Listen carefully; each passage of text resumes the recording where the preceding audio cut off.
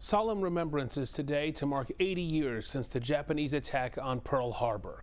It was early on a Sunday morning, December 7th, 1941, that Japanese planes dropped bombs on America's fleet of battleships. More than 2,400 people died, and it thrust the United States into World War II.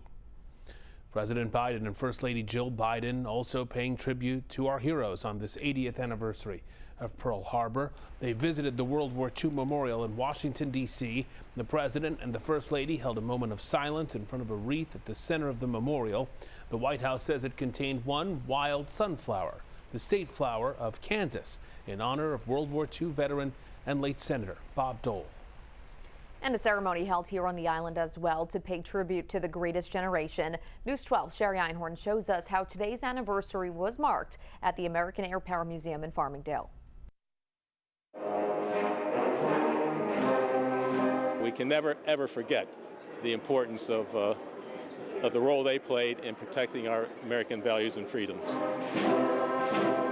It is a day dedicated to remembering and honoring those who served and sacrificed at Pearl Harbor 80 years ago today. As long as I'm able to, I will be here in my dad's honor. Lisa Blutt's father, Seymour, survived Pearl Harbor. He never spoke about it when she was growing up, and it wasn't until she was an adult that he shared his experiences. He was actually on KP duty that morning, wearing kitchen whites, as he put it.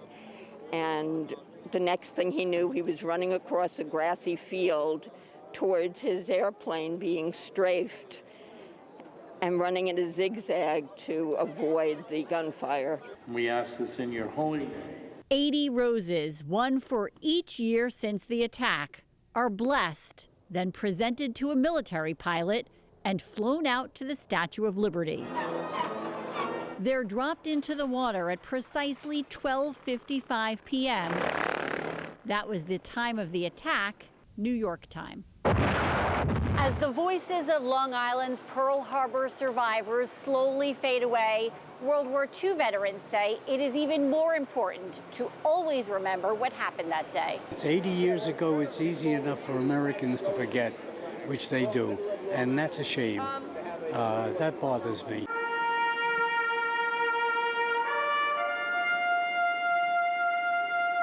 This is the greatest generation that has provided the newer generations the values that we take for granted as Americans. In Farmingdale, I'm Sherry Einhorn, News 12 Long Island. And according to the organization Sons and Daughters of Pearl Harbor Survivors, no more than 75 survivors are thought to still be alive today.